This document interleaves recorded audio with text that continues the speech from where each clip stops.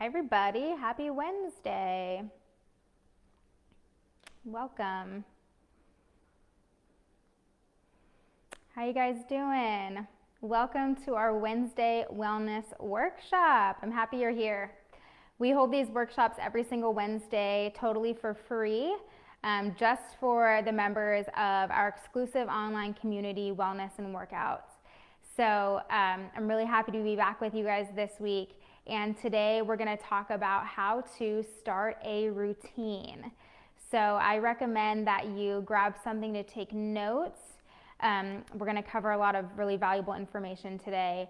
So I'm going to want you guys to get the most out of it. So grab something to take notes, and we'll go ahead and get started. So this workshop is going to be a really great fit for you if quarantine has gotten you into this rut that you just can't seem to get yourself out of.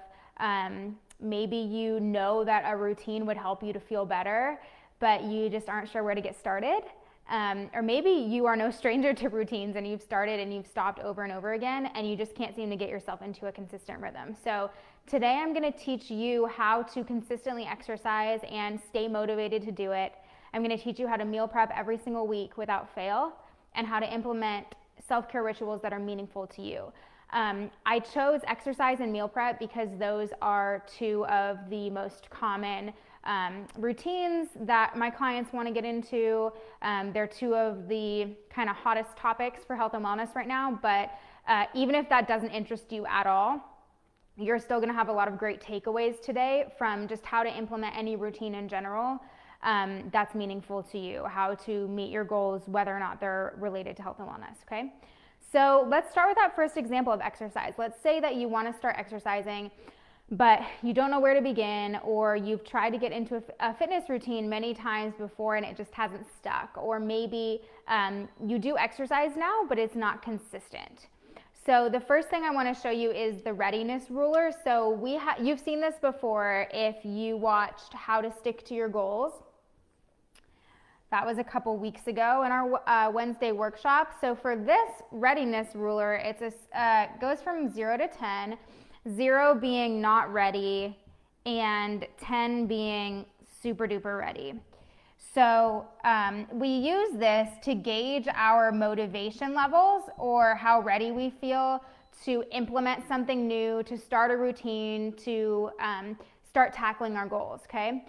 So this is a great place to start. So take your goal, whatever it might be, and keep your goal in mind, and then identify where you are at on the Readiness Ruler. Okay? So 0 would be not ready, then we have 1, 2, 3, 4, 5, all the way up to 10. You're like super ready to just get it going and get started.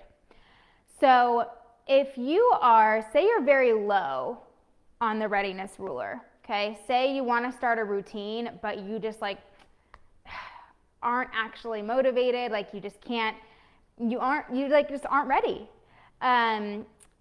If you're super low and you're trying to meet a goal that you're just not ready to meet, it's like trying to fit a square peg into a round hole. It's probably not going to happen no matter how much you will yourself to do it. So if that's the case for you, I just recommend choosing a different challenge.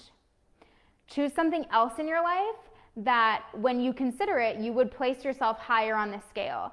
And chances are over time, you will become more ready to tackle that initial goal.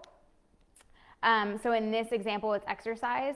If that's something that's important to you. So if you start, at like a 2 in terms of being ready to get into a consistent exercise routine, let's just choose something else until you're ready, till you're at a 10, okay? So this is about meeting yourself where you're at without judgment. This is the best way to move forward. Just noticing that your readiness or your motivation for that particular thing just isn't that high right now, and that's okay. But let's say you are super ready to tackle something else in your life. A couple of my clients right now are working on quitting smoking. So we could say, I am absolutely just at my wit's end. I'm totally ready. I need to stop smoking. I've got to do it. So you're very high on that. So let's just start there. Since you're already motivated to do that, just leave this exercise goal by the wayside for now. We'll get back to it.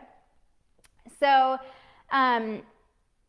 once you can start accomplishing this goal, the one that you're very ready to get into a routine to accomplish, you'll be so encouraged by the wins and the successes that you're experiencing, and then you're in a much better position to tackle the exercise. And then by that time, exercise could have moved up higher on this scale, okay? So this is an example of what you can do if your motivation or your readiness just isn't that high. We can kind of circumvent it, continue to grow, and then just come back to it whenever we're ready, all right? So on the other side of the coin, if you are high on the readiness scale, if you are really ready to begin an exercise routine, your motivation is very high, then great, because that means we can start taking action on this right away. And all we have to do at that point is start knocking down some of the obstacles that are standing in your way to making that a lasting lifestyle. So if your motivation is high, but you still can't seem to get into a routine, it often comes down to your mentality influencing your behavior, okay? And one thing that trips up so many people is the all or nothing mentality. When we have the all or nothing mentality, we either want to go really hard or not go at all, okay? So let's say you want to go really hard. These are, in terms of all or nothing, these are the all people. These are the people who are all in and they just want to get going. These are my starters and stoppers. These people have a very hard time with moderation and balance, and they set out to start a routine that's extremely challenging, or they work out until they are too sick or too sore to continue. And this approach is not sustainable because it is too extreme.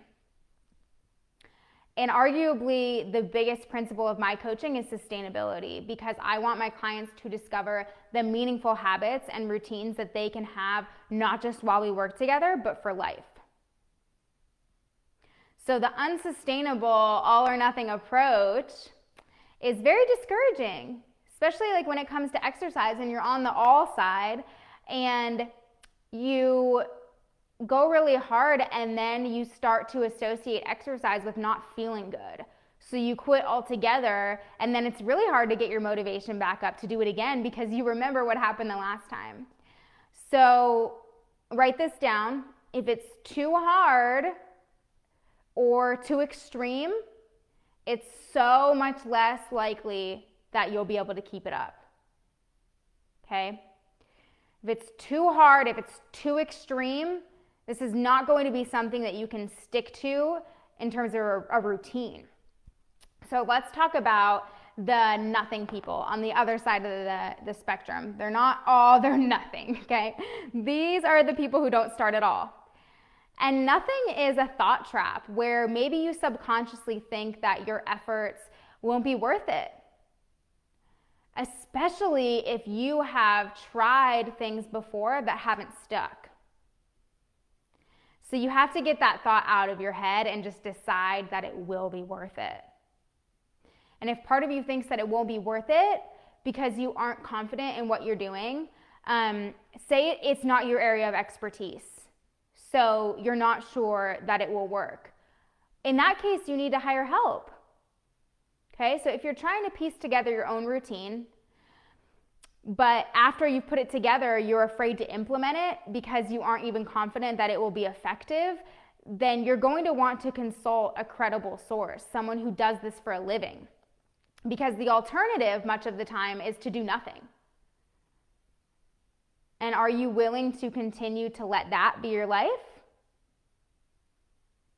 I mean, where you have big goals, but instead of getting the help you need, you do nothing and you stay stuck. So if subconsciously you aren't confident that your efforts will help you achieve your goals, so they'll be wasted, it's best to just get support from the get-go so that you have the guidance and the confidence that what you're doing is worthwhile. So that support person, whether it is a coach or a mentor, they will also help you to move out of overwhelm. Part of the reason we stay in nothing and we never even get started is because we stay overwhelmed. because implementing new routines is hard, right? I mean, it's essential that you have as much support and guidance as possible, because that is a huge deciding factor in your ability to stick to a routine. It's extremely difficult to start a new routine and stick to it if you're trying to go it alone. And accountability and support and guidance make this process so much simpler. So the other question that I have for you then is, what are your expectations of exercise? Okay, if we're still using this example of getting into an exercise routine, what are your expectations? Like, in your mind, what does an exercise routine look like for you? And what do you consider to be enough? I think a lot of you need to reframe what you consider to be enough and know that any amount of movement is worthwhile. The best piece of advice I can give you on this is to find joyful movement.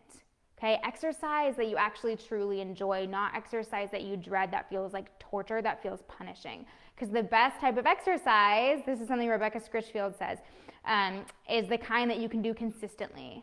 And the things that are easy for us to do consistently are the ones that we look forward to. So if you dread exercise, then you're going to want to change your approach. And that's how you'll stay motivated, is with that new approach. Okay, so instead of all or nothing, if right now you don't have an exercise routine at all, I'm going to give you some actionables. So again, you'll want to take notes on this. If I were you and you don't have an exercise routine at all, I would commit to inserting exercise one day of the week and do that consistently for 2 weeks. So look at your schedule, look at your calendar, and pick the day where you will be most likely to adhere to this.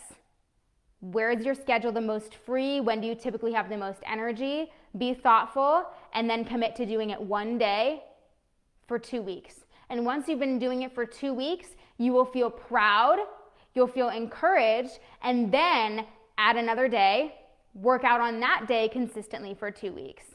It's so imperative that you build slowly and gradually so that you can stay the course. Okay, because you want to be able to give yourself those little wins along the way. And this slow and gradual approach with little wins along the way works for any new activity that you want to create a habit or a routine of, not just exercise. Okay, so instead of doing a complete overhaul and committing to doing something new every single day, start with just one small step above what you're currently doing. You can add in 1 more hour a week to start. And improvement in small increments will compound over time until the thing you wanted to integrate is just a part of your life, effortlessly. Okay? If you're a visual person, I kind of like to visualize like steps. So you have to, if you're starting here, you can't move all the way up to the highest step immediately. You can't jump that high. The way to get from the smallest step to the highest step is to go step by step, one at a time. Okay? Because if you try to go here to here, you can't jump that high. You're going to get hurt. You're going to hurt yourself. And then you're going to get discouraged, and you're not even going to want to climb the steps at all. Okay? So let's move on to the example of meal prep. Lots of people want to implement a meal prep routine. So the first step to implementing this is to create clarity around your priorities. Okay? So why do you want to meal prep? Why is that something that you want to do? Do you really truly want to meal prep because it will make your life easier and better? Or is it because meal prep is trendy and you really like the pictures that you see on Instagram and you want to be that type of person because you like what you see on Pinterest? See, the latter, the Pinterest person, they're getting external motivation, right? And that's pretty much false motivation because it's not meaningful to you. But the former, the person who really wants to do this, who really wants to meal prep because it will make their life significantly better, easier, they're much more likely to stick with this routine because this is something that truly is meaningful to them. They want it in their life and they want it for real. If you are a person who craves variety and you can't eat the same thing 2 days in a row, or if you enjoy freshly prepared food and you have the time to make that happen, then maybe you don't need to meal prep. But if you get really clear and decide that, yes, this is for me, then your step now is to prepare yourself, okay? One step at a time. So don't bite off more than you can chew, okay? No pun intended. First, you want to block off time to start thinking about meal prep, okay? So maybe that's your first step, is that you set aside an hour. And you use that hour to find recipes and make a grocery list and take inventory of your Tupperware. And in order to have time to do that, do you need to ask your husband to watch the kids? Or do you need to say no to volunteering for that thing? Right? Because if it truly is a priority, you're going to figure out these little things and start getting really prepared, setting aside the time to do it, getting the support you need. But, as you're working through this, if you're like, this is going to be way too time consuming, there's absolutely no way I can make this happen, or it's going to cost too much money, or I'm not willing to invest the time, then okay, at least and there's that. And maybe it isn't something that's going to fit right now. But just remember, if it's a priority for you, you can absolutely find a way to make it happen.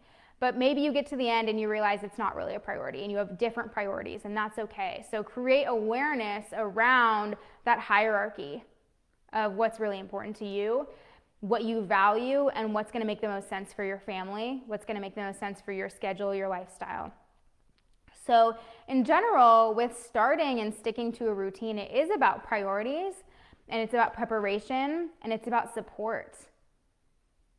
Okay?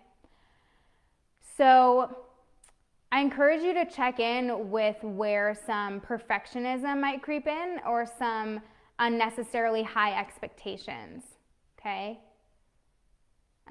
We talked about this with exercise, but now with meal prep,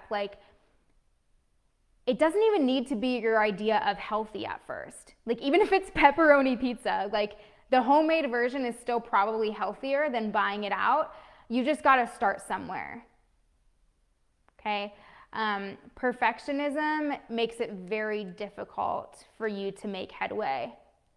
We kind of stay in analysis paralysis because we're just thinking and waiting for it to be perfect, that we don't take action, or we stay overwhelmed, or we don't think our efforts are good enough, okay? So you have to constantly remind yourself that what you're doing is enough, and just be really aware of where your expectations for yourself are just too high. And so the last thing I promised that we'd cover today is how to implement meaningful self-care routines. So I would use the same formula here, which was priorities, and then preparation and support. So for implementing a new routine, it could be helpful for you to think about this formula. So priorities. So what self-care activities would you like to be a priority? I would make a list of all the things that you'd love to do for self-care, and then prioritize the most appealing and the most realistic. Okay, the most appealing and the most realistic. And then step 2 is preparation. So do you need to block off time to implement your self-care routine, or do you need to book an appointment or purchase supplies? Right? What do you need to do to prepare to make this happen? And then step 3 is support. Who can help you meet this goal? If it's a priority, then you're going to want to meet it as fast as possible. And the way you can meet it as fast as possible is by employing support. Okay? And I really want to stress, y'all, that these routines need to be meaningful to you so that you are intrinsically motivated, or else they'll never stick. And if you're trying to create, like for example, if you're trying to create a morning routine because you listened to a podcast that told you all successful people have a morning routine, but you are so not a morning person, then that's okay. Honor your natural rhythm there, because there are probably just as many high achievers without a morning routine. So don't adopt someone else's idea of success. Do what will be meaningful for you. Okay? So that is my 2 cents on how to create and stick to a routine. I hope this was helpful for y'all today. I will post the replay if you want to re-watch it, grab some, take some more notes. And then I also recommend the lesson, How to Stick to Your Goals, as a supplement or a complement to this one, okay? So I'm here every Wednesday for our wellness workshops, only for our exclusive Facebook community, Wellness and Workouts. So if you'd like more information on how to work with me, you guys can always head to www.mariascrementi.com, and you can send me a Facebook message. And I would be happy to talk to you, okay? I hope you guys have an awesome day. Enjoy the rest of your week, and I will see you next time. Bye-bye.